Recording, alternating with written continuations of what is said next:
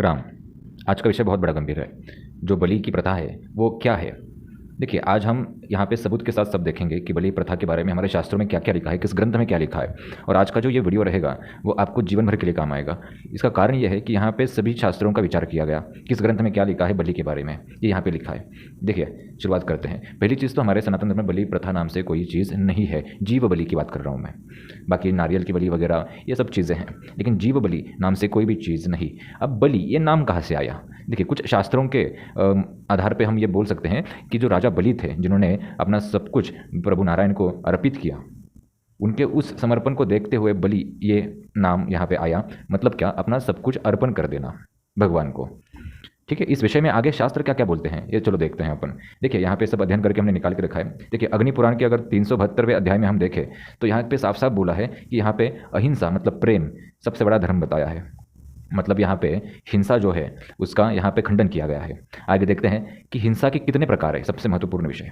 देखिए, उद्वेग, किसी को संताप देना, किसी को रोगी बनाना, या फिर किसी की चुगली करना, किसी को कुछ बाधा पहुंचाना, किसी को सुख से वंचित रखना, अकारण किसी को कैद करना, किसी के प्राण लेना, किसी को चोट मार के उसका खून निकालना, और किसी का रहस्य बताना। ऐसे कुछ ये 10 लगभग यहाँ पे बलि यहाँ पे हिंसा के कुछ प्रकार बताए हैं। और ये कहाँ पे बताए? ये अग्नि पुराण में बताए हैं 10 प्रकार। आगे हम देखते हैं महाभारत के शांति पर्व मोक्ष धर्म और पर्व का जो 271वां अध्याय है, यहाँ पे ये बताया है कि यज्ञ के लिए जो भी कोई हिंसा करता है वो गलत है। यहाँ पे साफ साफ ये बताया है। आगे हम देखते हैं कि कूर्म पुराण जो 8वां अध्याय है, यहाँ पे उल्लेख है कि जब ब्रह्मा जी, मतलब यहाँ पे साफ साफ बताया कि बलि और ये सब चीज़ें कैसे शुरू हुई। देखिए, ब्रह्मा जी जब सृष्टि की रचना कर रहे थे तब शरीर के 2 भाग में उनका जो शरीर था वो बीच में से 2 भाग में चीर दिया, तभी से हिंसा की उत्पत्ति हुई।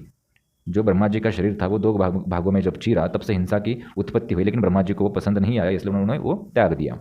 ठीक है, अब ये शरीर 2 भागों में चीरना वगैरह, ये जो वैज्ञानिक बुद्धि वाले लोग हैं इनको ये कुछ आडंबर लगेगा, कुछ कथा लगेगी, लेकिन इसके पीछे कुछ बहुत बड़ा रहस्य है। इसको हम समझ नहीं पा रहे हैं। इसको अगर हम डिकोड करेंगे तो शायद इसका कुछ सही अर्थ हम पकड़ पाए, क्योंकि पुराने ज़माने में हमारे यहाँ पे कथाओं के माध्यम से सब बताया जाता था, क्योंकि इतने बड़े एडवांस और इतने स्मार्ट लोग नहीं थे। चलो आगे देखते हैं कि मत्स्य पुराण जो है वहाँ पे हिंसा को किसी भी तरह से सही नहीं ठहराया जा सकता। यहाँ पे मत्स्य पुराण के 143वें अध्याय में बताया है। आगे देखते हैं, महाभारत में कहीं कहीं ये उल्लेख है कि ये वेद विरुद्ध है। बलि जो है ये वेद विरुद्ध है। कुछ लोग मान, मोह और लोभ के कारण ऐसा करते हैं। ये महाभारत में कहीं कहीं उल्लेख है। अब गीता में क्या है? गीता के 12वें अध्याय का 8वां श्लोक, यहाँ पे भगवान श्री कृष्ण खुद बताते हैं कि मेरे में मन और बुद्धि लगाओ, सब कुछ जो मेरे में लगता है उसी को मैं बलि कहता हूँ। अगर हम कुछ रफली उसका अर्थ निकालेंगे तो इसका मतलब क्या? अपना सब कुछ अर्पण करना, इसी को ही बलि बोलते हैं। किसी जीव की हत्या करना, इसको बलि नहीं बोला जा सकता। आगे हम देखते हैं, और यहाँ पे क्या बताया कि अहिंसा सबसे बड़ा धर्म है, लेकिन कुछ कुछ जगह पे पशु बलि ऐसा उल्लेख ग्रंथों में आया है। अब यहाँ पे पशु किसको कहा गया है ये भी सुनिए। पशु मतलब हमारा मन, जो मन किसी भी प्रकार से, किसी भी प्रकार का जिसको आकलन करने की क्षमता ना हो, जो कैसा भी व्यवहार करे बुद्धि हो के भी, उस मन को पशु कहा गया है। यहाँ पे आपने सबसे पहले समझ में आना चाहिए, उस आपके जो मन, पशु रूपी मन है, उसका बलि दो। यहाँ पे ये उस ग्रंथों में लिखा है जहाँ पे पशु बलि का उल्लेख है, ये भी आपने समझना चाहिए। और आगे हम देखते हैं कि क्या है रुद्र यामल तंत्र की बात अगर हम करेंगे तो इस तंत्र में यहाँ पे लिखा है कि कुष्मांड की बलि और श्रीफल की बलि योग्य है। यहाँ पे साफ साफ बताया है रुद्र यामल तंत्र में। आगे हम देखते हैं क्या है पशु बलि, मतलब हमारे विषयों में लगा मन, जिसका सत्य असत्य को ज्ञान नहीं, उसकी बलि दो, जैसे हमने चर्चा किया, यह यहाँ पे बताया है। आगे हम क्या देखते हैं कि जीव हत्या पशु बलि, कहीं कहीं पे भी इसका समर्थन नहीं होता, क्योंकि महादेव को ही पशुपतिनाथ कहते हैं। जो लोग महादेव जी के नाम पे पशु की हत्या करते हैं उन लोगों ने समझना चाहिए कि स्वयं महादेव को पशुपतिनाथ मतलब कि पशुओं के नाथ, जीव जंतुओं के नाथ, उनके परम पूज्य भगवान, ऐसा महादेव को बोला गया है। तो अगर महादेव ही सबके नाथ है पशुओं के, तो महादेव बलि कैसे ले सकते हैं? ये थोड़ा विचार करने योग्य का सब विषय है और सबने विचार करना भी चाहिए। आगे हम देखते हैं गीता का अध्याय जो 17वां है, वहाँ पे लिखा है कि तपस्वी व्यक्ति किसी को भी कभी हानि नहीं दे सकता। मतलब यहाँ पे हिंसा का पूर्ण खंडन किया गया है। बलि तो दूर की बात, यहाँ पे किसी को चोट पहुँचाना भी सही बात नहीं, ये बताया गया है। आगे हम देखते हैं अथर्ववेद में क्या कहा गया है कि हमारा राजा पशु प्रिय हो। ठीक है, ऐसा अथर्ववेद में कहा गया। मतलब क्या? हमारा जो भी कोई राजा हो वो पशु प्रिय हो, मतलब उसमें हिंसा की प्रवृत्ति ना हो, रक्षा की प्रवृत्ति हो। समाज की, अपने राज्य की रक्षा की प्रवृत्ति ज़रूर हो, क्योंकि अगर सामने वाले से कोई वार करे और हम रक्षा ही ना करें, हम प्रतिहार नहीं करें, हम प्रतिकार ही ना करें, तो फिर क्या फ़ायदा? ठीक है, तो रक्षा सही है, लेकिन किसी आडंबर के नाम पे, किसी विषय के नाम पे, किसी पूजा पाठ के नाम पे बलि, इसका यहाँ पे खंडन किया गया है। आगे हम देखते हैं लिंग पुराण। अब यहाँ पे चोरी करना भी हिंसा बोला गया है लिंग पुराण में। अब बलि तो दूर की बात, किसी की जान लेना, किसी को चोट पहुंचाना भी बहुत दूर की बात। ठीक है, यहाँ पे लिंग पुराण में ये तो बोला कि चोरी ही हिंसा में आती है, चोरी भी हिंसा में आती है, क्योंकि तुम किसी का द्रव्य चुराते हो तो वो किसी के मन के तुम ठेस पहुंचाते हो, उसका द्रव्य वगैरह सब चुरा के उसको दुखी करते हो, क्योंकि आगे हमने ऊपर देखा था कि हिंसा के 10 प्रकार उसमें ये आता है। तो ये भी एक हिंसा का प्रकार है। आगे हम देखते हैं कि वायु पुराण क्या कहता है। यहाँ पे भी साफ बताया, जो किसी का धन चुराता है वो भी हिंसक है, यहाँ पे साफ साफ बताया है। अब यहाँ पे देखिए कि महाभारत में क्या बोला, रामायण में क्या बोला, अगर उनको हम देखें तो धर्म की रक्षा के लिए, सत्य की रक्षा के लिए अगर हम प्रतिकार करें तो वो योग्य है। अगर सामने वाला कोई हमको आके मारे और हम चुप बैठे, सामने वाला हमारी माँ बहनों को अगर कुछ बोले और हम चुप बैठे, तो ये कायरता में आएगा। रक्षा करना एक अलग बात है, रक्षा के लिए हिंसा करना ये अलग बात है। और अपनी अपनी मन बुद्धि और अपनी धन संपत्ति और आडंबर के लिए किसी पशु की हत्या करना जो कि निष्पाप है, उसने कुछ किया भी नहीं, वो गलत है। आगे देखते हैं हम। हमारे सनातन धर्म में माता बहनें जो है नारियल नहीं फोड़ती। क्यों ऐसा? इसका एक कारण ये भी है कि माता बहनें जो हमारी है ये उत्पत्ति का स्तोत्र है। ठीक है, ये उत्पत्ति का कारण है और ये माँ है, इसमें हिंसा बिल्कुल नहीं हो सकती, इसमें ममता हो सकती है। और ये नारियल तक को भी नहीं फोड़ेगी, क्योंकि ये नारियल तक को फोड़ना मतलब ये हिंसा की श्रेणी में आएगा, नारियल को अगर वो फोड़ेंगे तो इतना ममतामय, इतना करुणामय यहाँ पे शास्त्र बताते हैं कि माता होती है, इसलिए ये नारियल ना फोड़ने का यहाँ पे विधान बताया गया है। लेकिन वही हमारी बहन अगर हम देखें तो कभी कभी काली रूप धारण कर लेती है, महाकाली का रूप धारण कर लेती है, रण में रणचंडी बन जाती है, युद्ध कर लेती है कि नहीं? क्यों ऐसा? जो माता नारियल तक नहीं फोड़ती, वहाँ तक वो भी हिंसा नहीं करती नारियल फोड़ने की, वो रण में कैसे मतलब सामने वाले शत्रु का संहार कर लेती है? इसका कारण यह है कि जहाँ पे सत्य होता है वहीं पे वो माता, वहीं पे हमारी जो जगत जननी है वो कार्य करती है। असत्य पे वो कभी वार नहीं करती, सत्य पे वो कभी वार नहीं करती, असत्य पे ज़रूर वार करेगी। आगे देखते हैं। कुछ हमारे यहाँ पे मंदिरों में, पुराने ज़माने के जितने मंदिर है वहाँ पे बलि प्रथा है। अगर हम महाराष्ट्र में भी देखें या फिर बाहर के कुछ मंदिरों में देखें, राजस्थान, एमपी, यूपी, गुजरात वगैरह सब जगह पे, साउथ इंडिया में, तो वहाँ पे कुछ मंदिरों में बलि मांगते हैं कुलदेवी कुलदेवता के नाम पे और किसी अन्य अन्य चीज़ों के नाम पे। ऐसा क्यों? देखिए, पुराने ज़माने में मुग़ल शासन जब था, ठीक है, बाहर के आक्रमणकर्ताओं ने जब भारत पे आक्रमण किया और मुग़लों का क्या खाना ही वही था, मांसाहार। ठीक है, तो उन्होंने मंदिरों पे भी कब्जा कर दिया, कुछ मंदिरों को तोड़ दिया, जिनको वो तोड़ नहीं सकते उन पे वो कब्जा करके बैठे और दरवाजे के बाहर बैठ जाएंगे, और जिसको भी अंदर जाना है पहले हमको कुछ खाने के लिए दो, फिर आप अंदर जाओ। ऐसे कई कई जगह पे सिस्टम ये उन्होंने अपनाया और उस सिस्टम को आगे हमने परंपरा बनाया कि बलि लगती है कुलदेवी कुलदेवता को। मूर्ख हो तुम, बलि नहीं लगती कुलदेवी कुलदेवता को। जो जगत जननी भवानी जो तुमको संभाल रही है उसको बलि नहीं लगती। और कुछ लोग इसके आगे भी जाके एक कदम और बोलते हैं कि क्या माता तो बलि नहीं लेती, ये देवी देवता बलि नहीं लेते, लेकिन उनके साथ जो रहने वाले उनके गण है, उनके सेवक है अदृश्य रूप में, उनको बलि लगती है। पागल हो तुम। जो जगत जननी भवानी तुमको खाना खिला रही है वो उनको नहीं खिला सकती है, उनका पोषण नहीं कर सकती। मतलब कहाँ कहाँ के तर्क, जिसको कोई ना आगे ना पीछे, लॉजिक ही नहीं कुछ। मतलब ऐसे तर्क तो मत दो जिससे सनातन धर्म का अपमान करने का मौका सबको मिले, बाकी धर्मों के लोगों को, और इन्हीं लोगों की वजह से अपमान हो रहा है। तो वहाँ पे मुगलों ने वो शुरू किया कि अंदर जाना है मंदिर के तो हमको खाना खिलाओ, फिर तुम अंदर जाओ ताकि ये खा पाए। अंदर जो पुजारी बैठा उसको धमकी दो कि जो आए उसको मांस मांगो, नहीं तो तुमको खत्म कर देंगे। तो वो परंपरा बनी। लास्ट पिछले वीडियो में भी मैंने बताया, कुछ चीज़ें परंपरा ना बन जाए, इसका डर है। और आज ये ऐसी खतरनाक परंपरा बन चुकी है बलि देने की कि हम लोगों को समझाएं तो वे वो समझ नहीं पाएंगे। कुछ तांत्रिक भी है तो वो भी ऐसे ऐसे तर्क देंगे कि वो शास्त्रों को भी हरा देंगे, ऐसे ज़बरदस्त तंत्र देंगे। हाँ, कुछ तंत्रों में, कुछ तांत्रिक विधियों में मांस का उल्लेख यहाँ पे अगर वो देखें तांत्रिक विधियों में है, लेकिन वो किसके लिए है?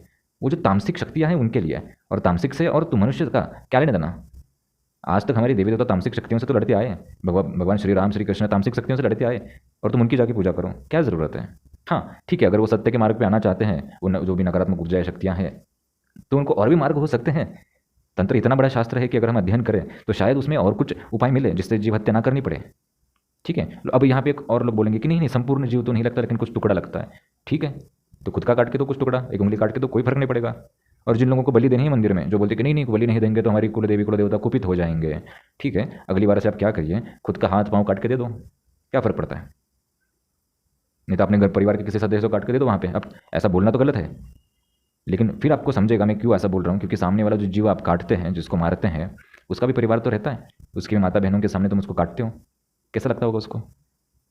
वो भी चिल्लाता होगा, अंदर के अंदर बोलता होगा कि मेरे हाथ पाँव नहीं है, मेरी ताकत नहीं है कि मैं इनसे सामना कर पाऊँ।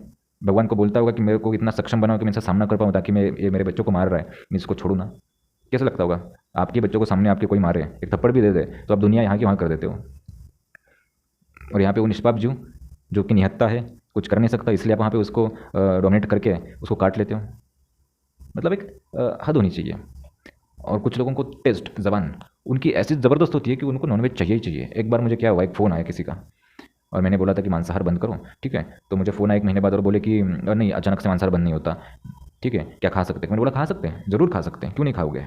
मैंने बोला कि ठीक है, क्या करूँ? खुद का एक हाथ काट के खाओ, क्या फ़र्क पड़ता है? वहाँ पे जीव को मारने से अच्छा खुद का हाथ काट के खाओ, पवित्र अच्छा सुंदर मांस मिल जाएगा, है कि नहीं? तुमने ही संभाल के बड़ा किया हाथ को, है कि नहीं? तो शांत हो गए। अपने को अगर एक छोटा सा भी खरोच आए तो इतना दर्द होता है, और सामने वाले के जीव की तुम पूरा खाल छीन लेते हो, सब मांस के टुकड़े टुकड़े कर देते हो, कैसे लगता होगा उसके परिवार को और उसको? आत्मा उसकी कैसे बोलती होगी? अध्ययन करो थोड़ा सा इस विषय में। आगे देखते हैं कि विष्णुत्तर पुराण में क्या बोला है। विष्णुत्तर पुराण के जो 252वां अध्याय है, वहाँ पे बताया कि जो असाधु है वही हिंसक है, जिसमें साधुत्व नहीं है वही हिंसक यहाँ पे बोला गया है। अब यहाँ पे और एक उल्लेख, अज की बलि। अज की बलि यहाँ पे शास्त्र में उल्लेख किया गया है और ये सबसे योग्य मानी गई है। अब अज बलि क्या होती है? यज्ञ में अज की बलि दी जाती है। अब हमारे पूर्वज इस मामले में कितने होशियार थे, इस बात से आपको समझेगा कि यहाँ पे अज की बलि का अर्थ उन्होंने बताया कि 3 वर्ष के ऊपर का जो भी अन्न धान्य होगा उसकी तुम बलि दो। अब 3 वर्ष ही क्यों? क्योंकि 3 वर्ष के ऊपर का धान्य अगर हम बोएंगे तो उगेगा नहीं, वो उगने योग्य नहीं होता। इतने होशियार हमारे पूर्वज और हमारा सनातन धर्म था कि उन्होंने ये तक सोचा कि जो उगने योग्य नहीं उसकी ही हम हवन में बलि करें, उसकी ही हवन में हम समर्पित करें हवन को, ताकि अगर उगने योग्य अनाज हो तो वो अगर हम हवन में ख़त्म कर देंगे तो फिर बाकी पेड़ पौधे कहाँ से आएंगे? इतने वो होशियार थे हमारे पूर्वज। तो अज की बलि मतलब 3 वर्ष के ऊपर का जो धान्य है उसको हवन में अर्पित करना, ये यहाँ पे शास्त्रों में कुछ कुछ बताया गया है। अब वाल्मीकि रामायण में क्या बताया गया है? जो असली रामायण है वाल्मीकि रामायण, जिसका अध्ययन करेंगे तो बहुत सारी चीज़ें आपके सामने स्पष्ट हो जाएंगी। हनुमान जी ने भी वहाँ पे कुछ कुछ चीज़ों में बताया गया है हिंसा के बारे में, ठीक है। वहाँ पे अरण्यकांड 17वां सर्ग श्लोक 6 यहाँ पे बताया है कि यहाँ पे स्पष्ट उन्होंने पशु हत्या की निंदा की है, साफ साफ वाल्मीकि रामायण में भी, आप चाहिए तो जाके पढ़ेंगे वो सब चीज़ें। और यहाँ पे भागवत महापुराण अगर हम देखें तो 5वां स्कंद जो है, तो यहाँ पे बताया कि नरक की व्याख्या जो है की गई है। जो कुछ लोग पशु हत्या बलि वगैरह सब चीज़ें करें, पशु हत्या वगैरह जो कुछ करें, तो उनको भी आगे दंड देने का और अलग आगे किस किस नरक में भेजना है वो यहाँ पे उल्लेख यहाँ पे किया गया है। और जैसे मैंने शुरुआत में बताया कि राजा बलि जो थे उन्होंने अपना सब कुछ समर्पित कर दिया भगवान के प्रति, तो उसी से बलि ये शब्द की सामने ये रचना हुई कि हम किसी भगवान को अर्पित करना, समर्पित करना खुद का सब मन तन वगैरह, उसको हम बलि बोलें। ये राजा बलि जो थे वहाँ से कुछ शास्त्रों ये बताते हैं। तो आज हमने ये सब चीज़ों का उल्लेख यहाँ पे किया, तो मुझे नहीं लगता कि अब इतने सारे जो मैंने प्रमाण आपको दिए आप खुद जाके अभी आगे देखें। मैं तो वहाँ पे दिखा सकता था, लेकिन कुछ अध्ययन अपनी बुद्धि से भी करिए और आगे आप जाके देखेंगे तो आपके सामने सब स्पष्ट हो जाएगा। और कोई तर्क वितर्क करे कि बलि देनी चाहिए वगैरह, हाँ निकृष्ट शक्तियों को बलि लगती है। मैं जैसे पिछले कुछ वक्त पहले बताया कि बलि लगती है, लेकिन क्यों ऐसे निकृष्ट शक्तियों को हमने सिद्ध करना? निकृष्ट शक्तियों को भी किसी और माध्यम से सिद्ध किया जा सकता है। तंत्रशास्त्र बहुत बड़ा है, हमने तो सिर्फ सात्विक और तामसिक और रजस इन 3 गुणों तक ही पहुंचे हैं। इसके आगे इसके अंदर भी बहुत सारी चीज़ें हो सकती हैं, अगर अध्ययन करेंगे तो शायद समझेगा, ठीक है।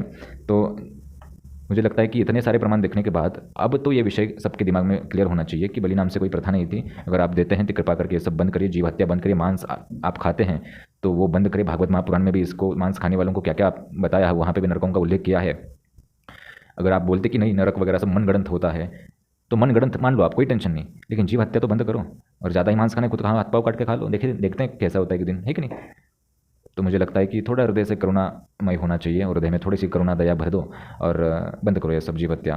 उनको बस बोलना नहीं आता, इतना ही है। नहीं वो अगर बोलना शुरू कर दें, अगर शायद हमें भाषा समझ में आए तो शायद उनकी पीड़ा हमको समझ में आए। ना उनको घर है ना छत है, ठीक है, ना उनको ज़्यादा कुछ बातों का ज्ञान है पशु पक्षियों को, फिर भी वो जीते हैं और मनुष्य के डर में जीते हैं। सबसे बड़ा ये हमारा अधर्म है कि मनुष्य के डर में वो जीते हैं।